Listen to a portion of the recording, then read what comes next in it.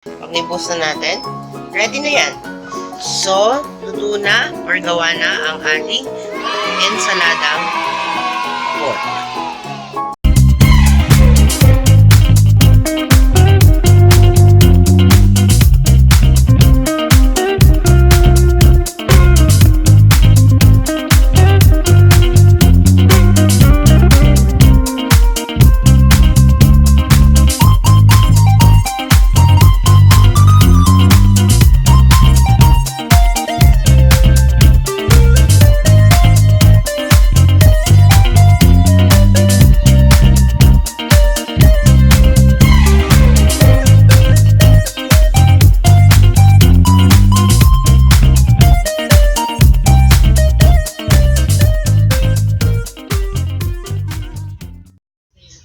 Ayan guys. So, ano-ano ba yung mga ingredients na kailangan natin para sa ating ensaladang baboy? So, meron tayong liempo, meron tayong salt, pepper, at kamatis. So, ganyan lang kasimple yan. So, ang gagawin lang natin dito guys, or mga bebe kongkong, lalagyan lang natin ng salt, 1 teaspoon salt. Ayan. Pagkatapos ng 1 teaspoon salt, lalagyan natin siya ng ground black pepper.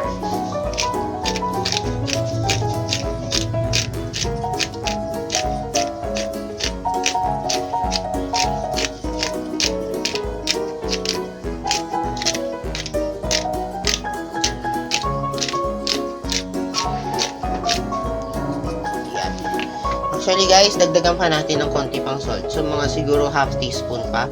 So nailagay na natin in total is 1.5 teaspoon. So ito guys, 50 grams ito ng pork. I'm sorry, 500 grams or 1 kilo ng half kilo ng pork. So that's 500 grams, 1 kilo. So imimix lang natin siya.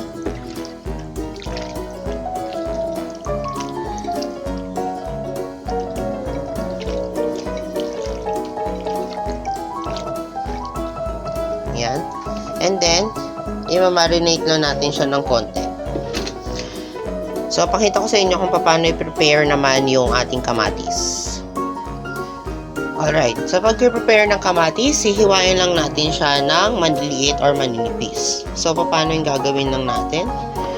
So, cut lang natin siya. Yan.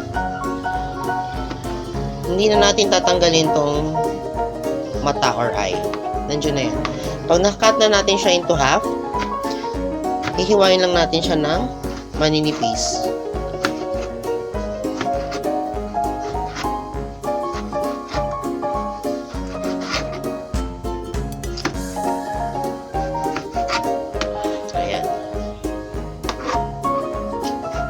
So, ganyan lang guys.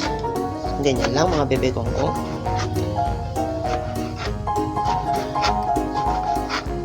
There. Maghiwa pa tayo ng isa.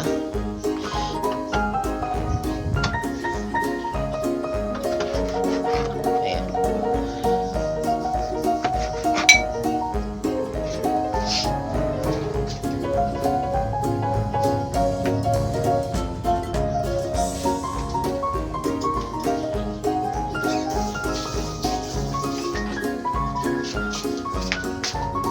Hasa muna tayo guys kasi medyo mapurol.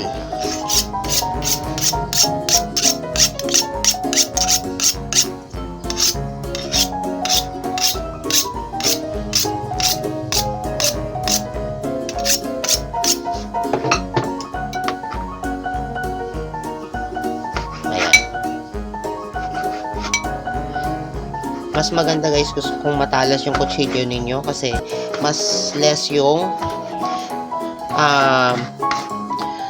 tendency na mahiwa kayo or ma-accident kayo kapag matalas yung knife. Kasi pag matalas yung knife, mas konting pressure lang yung kailangan nyo gamitin. Ayan. So, So, ayan lang yan guys. And then, balikan ko kayo. Or hiwain ko na tong ibang mga kamatis. Hindi ko na ipapakita sa inyo kung paano ko gagawin yun. Kasi same process lang din naman dun sa mga nauna. And then, balikan ko kayo guys kung paano natin isasalang yung ating pork. A few moments later. Ayan guys. So, nagbabalik yung ating mahiwagang turbo broiler. So, paano natin ito gagawin? So, sa ilalim ng ating turbo broiler, ilalagay lang natin yung ating pork.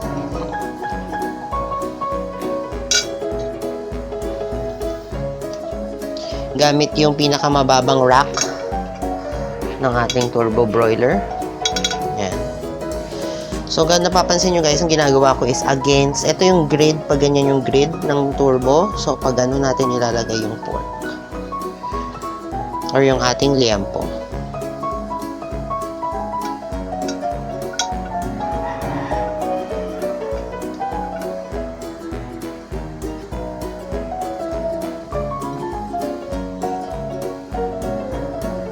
Pwede rin nyo itong ihawin guys. Kung sinisipag kayo na magpadingas, pwede rin siyang inihaw. So ako guys, para mas madali, para dun sa mga walang space na magpausok or mag-grill, bawal sa kanilang mag-grill, especially dun sa mga condo dwellers. Ayan. So ito ang bagay sa inyo itong recipe nito. Kasi turbo lang yung kailangan. Usually ngayon sa mga condo is bawal yung may mga gas range, ganyan. Puro electric yung gamit. So, ayan. Lalagay lang natin siya dyan. So, isa-set lang natin yung turbo broiler natin sa 200 degrees centigrade or 300 300 degrees Fahrenheit, 375 degrees Fahrenheit. And then, set lang na natin siya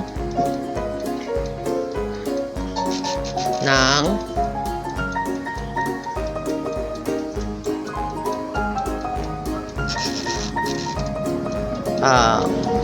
45 minutes.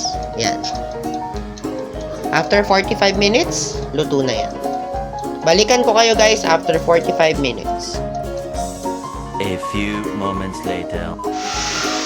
Hi guys, welcome back. So ito, gumawa na ako ng dressing para sa ating ensaladang liempo or baboy. So itong dressing natin, 1/4 cup of soy sauce, 2 cloves garlic, 3 teaspoons of brown sugar, 1 teaspoon of, or half a teaspoon of ground black pepper, 1 teaspoon of Korean chili powder. So, yun lang. Imimix lang natin siya. At saka, 2 tablespoons ng white vinegar. And then, imimix lang natin yung ating tomatoes. So, ayan guys, nilagay ko na yung ating tomatoes. So, shake lang natin siya ng konti. And then, ilalagay na natin yung ating pork. Slice lang natin yung thinly. Saglit lang. A few moments later. So, ayan guys. Nandito na yung ating thinly sliced pork. Ayan. So, ilalagay lang natin siya dito sa ating dish or container. Ayan. Ganyan lang yan, guys. And then, ibubuhos na natin yung ating dressing.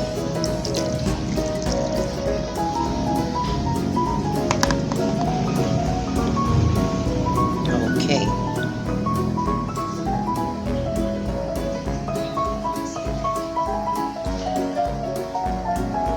And then, pag nibuhos na natin, ready na yan. So, luto na or gawa na ang ating ensaladang pork. Thank you guys for watching my vlog, and if you haven't subscribed yet, please hit the subscribe button below this video. Hit the notification bell icon so that you'll get updates every time I post a new video. And follow me at Instagram at I am Boray. So see you again, guys. Bye!